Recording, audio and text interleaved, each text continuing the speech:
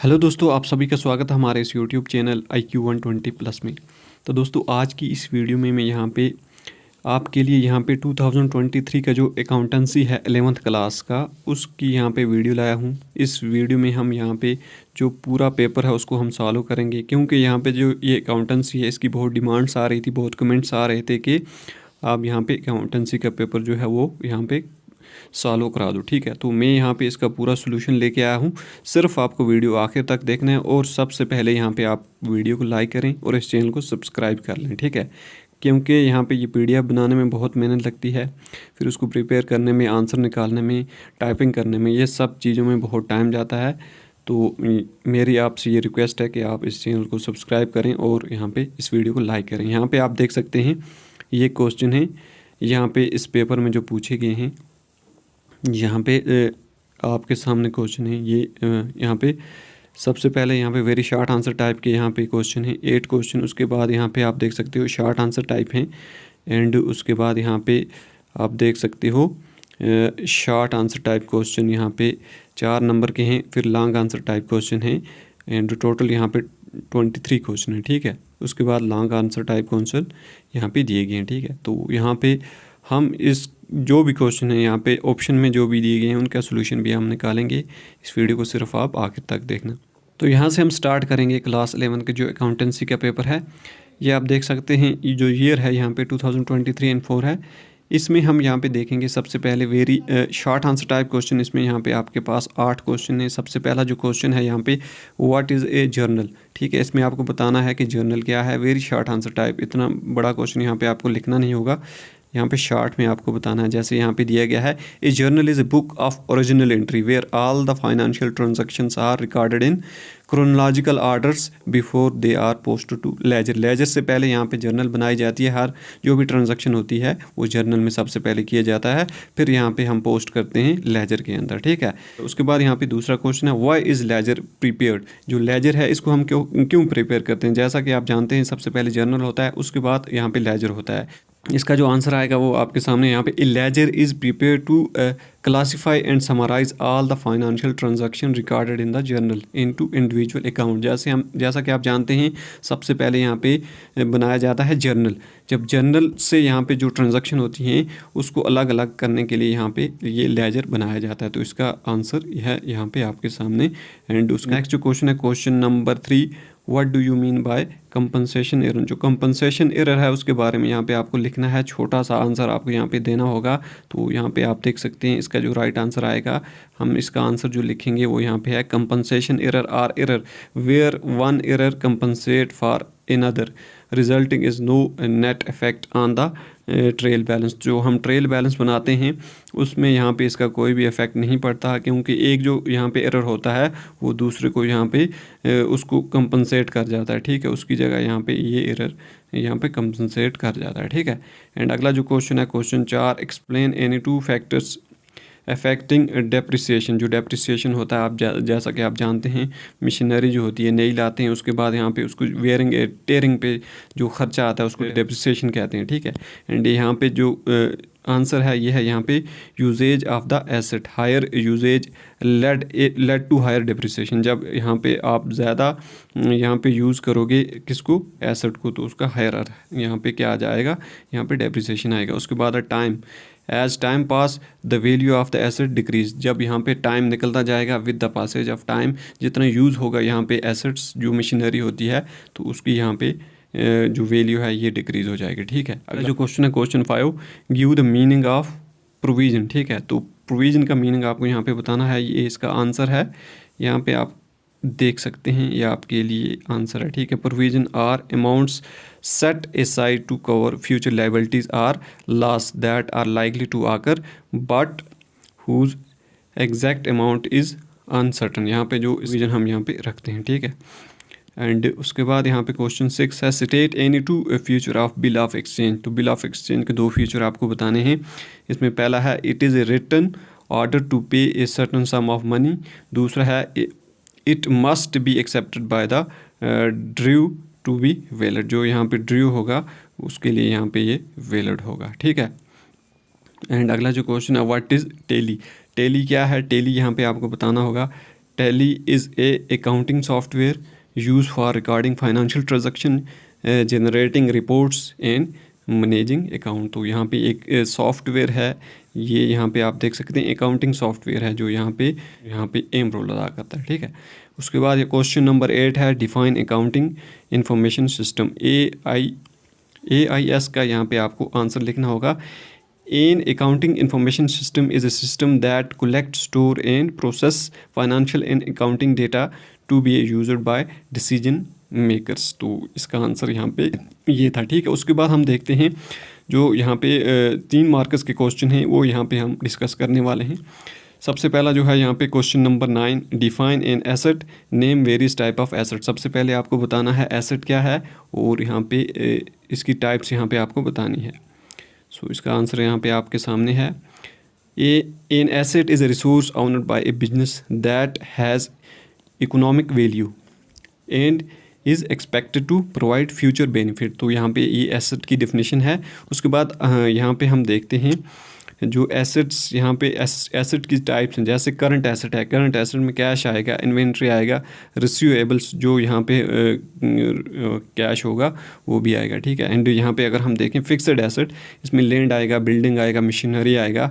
उसके बाद यहाँ पे इनटेंजिबल एसेट जिसको यहाँ पे हम टच नहीं कर सकते, जैसे पेटेंट है, ट्रेडमार्क है, गुडविल है। तो इस तरह से यहाँ पे 3 तरह के यहाँ पे एसेट हैं, current asset, fixed asset and intangible asset. ठीक है, टेंजिबल एसेट भी होते हैं, जैसे जिनको हम टच कर सकते हैं उनको टेंजिबल एसेट कहते हैं। ठीक है, तो अगला जो क्वेश्चन है यहाँ पे क्वेश्चन नंबर 10 है, give any 3 points of difference between the book keeping and accounting. तो यहाँ पे आपको बताना होगा बुक कीपिंग और अकाउंटिंग में यहाँ पे 3 डिफरेंस यहाँ पे बताने होंगे। सबसे पहले है book keeping involve record financial transactions while accounting involve interpreting, classifying and summarising financial data. फिर दूसरा जो पॉइंट है, book keeping is the first step in accounting process while accounting involve the preparing financial statements. जो तीसरा जो point है यह है, book keeping is more routines and clerical while accounting required analytical skills. तो यहाँ पे ये 3 यहाँ पे आपको लिखने हैं 3 डिफरेंस। ठीक है, उसके बाद यहाँ पे क्वेश्चन नंबर 11 है, define IFRS। IFRS international financial reporting standard है। यहाँ पे आप देख सकते हैं are a set of accounting standard developed by the international accounting standard board. IASB ने यहाँ पे इसको डेवलप किया है to provide a common goal, to provide a common global language for business affairs. तो यहाँ पे ये हमें देती है कॉमन लैंग्वेज। अगला जो क्वेश्चन है question 12, explain with an example the matching concept of accounting. तो मैचिंग जो कंसेप्ट है अकाउंटिंग के अंदर उसके बारे में यहाँ पे आपको एग्जांपल दे के यहाँ पे ये क्वेश्चन यहाँ पे हल करना है। The matching concept state that expenses should be matched with the revenue they help generates in the same accounting periods. तो एग्जांपल यहाँ पे नीचे दी गई है, ये भी आप यहाँ पे देख सकते हैं। ठीक है, एंड यहाँ उसके बाद जो क्वेश्चन है यहाँ पे 4 मार्क्स के क्वेश्चन जो हैं वो आपके सामने हैं। Define a trial balance, why is a trial balance prepared. आपको यहाँ पे बताना है ट्रेल बैलेंस क्या है, इसको क्यों प्रिपेयर करते हैं। ठीक है, इसका जो आंसर है ये यहाँ पे आप देख सकते हैं, इसका आंसर है ये यहाँ पे आप देख सकते हैं। A trial balance is statement that list all the ledger account and their balance to ensure that the total debit equal to the total credit. तो यहाँ पे ये इंश्योर, इसको हम इंश्योर करते हैं कि जो डेबिट साइड है वो क्रेडिट के बराबर है या नहीं, तभी हम ट्रेल बैलेंस बनाते हैं। It prepare to check the arithmetical accuracy of the book of accounting. तो इतना आपको यहाँ पे पता होगा कि जो ट्रेल बैलेंस है ये हम किस लिए बनाते हैं। ठीक है, अर्थमेटिकल जो एक्यूरेसी है उसको चेक करने के लिए हम बनाते हैं, दोनों साइड बराबर हैं या नहीं, इसलिए हम ये बनाते हैं। ठीक है, सो यहाँ पे फ्रेंड्स अगला जो क्वेश्चन है question number 40, Bilal draw a bill of exchange for 5000 for 2 months on Noor who accept it and return it to Bilal. On due date, the Bilal is dishonored by Noor. Bilal got it noted and protested by paying 15s as noting charge. Past journal enter in the books a party's concern। तो यहाँ पे आप देख सकते हैं इन बिलाल की books यहाँ पे है, डिसऑनर यहाँ पे आएगा और यहाँ पे ये आप देख सकते हैं कि किस तरह से हम ये बिंग्स में लिखेंगे और बुक में यहाँ पे ये लिखेंगे। तो इसको आप यहाँ पे देख सकते हैं, इसकी एक्सप्लेनेशन पूरी यहाँ पे दी गई है, आप इसको यहाँ पे देख सकते हैं, ठीक है।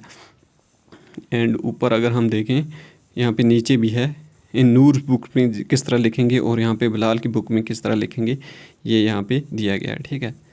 सो अगला जो क्वेश्चन है यहाँ पे question 15, define financial statements given theirs use. तो फाइनेंशियल स्टेटमेंट्स को डिफ़ाइन करें और उसका यूज़ क्या है, ठीक है। सबसे पहले financial statement are format record of the financial activities and position of a business, they included the balance sheet, income statement and cash. तो यहाँ पे ये आप देख सकते हैं, इसलिए हम बनाते हैं फाइनेंशियल स्टेटमेंट। तो यहाँ पे इसका जो यूज़ है, to assess the financial health of the business कितना यहाँ पे ग्रो कर रहा है, इसके बारे में यहाँ पे ये हमें देती है फाइनेंशियल स्टेटमेंट। उसके बाद to make informs business decision, ये हमें डिसीजन लेने में यहाँ पे मदद करती है। एंड उसके बाद to comply with legal and regulatory requirements. तो यहाँ पे ये हमें इसका आंसर आएगा, ठीक है। फिर उसके बाद अगर हम देखें क्वेश्चन 16 है, what are the limitation of incompletes record. तो यहाँ पे इसकी क्या लिमिटेशन है, it is difficult to prepare accurate financial statement. इससे यहाँ पे जो फाइनेंशियल स्टेटमेंट होगी वो यहाँ पे हम पूरी तरह एक्यूरेट नहीं बना पाएंगे। और it does not provide a complete picture of financial positions. उसके बाद जो तीसरा पॉइंट है, it harder to detect error and frauds. तो इसका आंसर यहाँ पे ये आएगा। Question 70, given the main future of an income and expenditure accounts. तो यहाँ पे आप देख सकते हैं इसका आंसर जो आएगा, it prepared by the non profit organisations. उसके बाद है it record income and expenses related to the current year. फिर उसके बाद है it's similar to a profit and loss account but excluded capital items. तो इसका आंसर ये है, ठीक है। उसके क्वेश्चन नंबर 18 है, on April 1st 2014 Bashir Marvel purchase the machines for यहाँ पे 2,80,000 and spend 10,000 on it's carriage and 10,000 on it's installations. It estimated that its work life is 10 years and after 10 years its scraps value will be 20,000. Prepare a machine account and depreciation account for the first 4 years by providing depreciation on the straight line method accountings and close on March 21st every year। तो यहाँ पे आपको ये बनाना होगा, एक यहाँ पे calculate करना होगा कितना डेप्रिसिएशन आएगा। मशीन अकाउंट यहाँ पे आप देखोगे, सबसे पहले यहाँ पे जो है, यहाँ पे हम देखते हैं ये कास्ट ऑफ मशीन आप देख सकते हो, इसका जो है यहाँ पे 2,80,000 है। फिर उसके बाद यहाँ पे 10,000 है, फिर 10,000 है, फिर यहाँ पे तो इसका यहाँ पे टोटल जो आएगा ये आप देख सकते हैं 3 लाख आ जाएगा, ठीक है। स्क्रैप वैल्यूज यहाँ पे 20 यहाँ पे थाउजेंड्स है। उसके बाद यहाँ पे डेप्रिसिएशन जो है ये यहाँ पे दिया गया है। एंड इस तरह से इसको यहाँ पे आप निकालना है। मशीन अकाउंट्स यहाँ पे आप देख सकते हैं, ये आपको प्रिपेयर करना है। डेप्रिसिएशन अकाउंट है, ये भी प्रिपेयर करना है। एंड यहाँ पे repeat for the next 3 year, इसी तरह से आपको यहाँ पे 3 साल का बनाना है। तो इसका यहाँ पे आंसर ये आ जाएगा। आई होप यहाँ पे ये आपको समझ आ गया होगा। उसके बाद जो क्वेश्चन है question number 19, prepare a trading account with imaginary figures. तो इमेजिनरी फिगर्स जो है उस पे यहाँ पे आपको अकाउंट्स बनाना होगा ट्रेडिंग अकाउंट, ठीक है। यहाँ पे आप देख सकते हैं ट्रेडिंग अकाउंट्स, डेट यहाँ पे हम रखते हैं 31/3/2029, ठीक है। तो इस तरह से टू ओपनिंग स्टॉक है, फिर उसके बाद बाय सेल है, यहाँ पे परचेज़ है, फिर बाय क्लोजिंग है, ठीक है। इस तरह से वेजेस है, कैरेज है, फ्यूल है, फिर ग्रास प्रॉफिट है, और यहाँ पे टोटल नीचे आप देख सकते हैं ये इसका यहाँ पे आंसर निकल के आ जाता है, ठीक है। उसके बाद क्वेश्चन नंबर 20 है, calculate the amount to be posted to income and expenditure account for the year ended 31/3/2029। तो यहाँ पे आपको एक्सपेंडिचर, इनकम और एक्सपेंडिचर यहाँ पे अकाउंट बनाना होगा। ओपनिंग स्टॉक है जैसे, फिर यहाँ पे अमाउंट पेड फॉर स्टेशनरी है, फिर क्लोजिंग स्टॉक है से यहाँ पे आप देख सकते हैं, फिर उसके बाद अमाउंट टू बी पोस्टेड। तो इस तरह से यहाँ पे इसका जो आप कैलकुलेट करोगे, आई होप ये यहाँ पे आप पूरे ईयर में आपने इसकी तैयारी की होगी, आप बना लोगे। मेरा पर्पज़ था यहाँ पे सिर्फ जो अकाउंटेंसी का पेपर है उसको यहाँ पे सॉल्व करना, आपके लिए क्वेश्चन निकाल के लाना, ठीक है। तो discuss the role of computer in accounting, ये यहाँ पे आपके सामने है क्या क्या रोल है कंप्यूटर। यहाँ पे आप देख सकते हैं कि ऑटोमेटिक जो काम है उसमें भी यहाँ पे ये काम करता है, एक्यूरेसी में, स्पीड में, स्टोरेज में, यहाँ पे सिक्योरिटी में, ये सब हेल्प करता है कंप्यूटर यहाँ पे अकाउंटिंग में, ठीक है।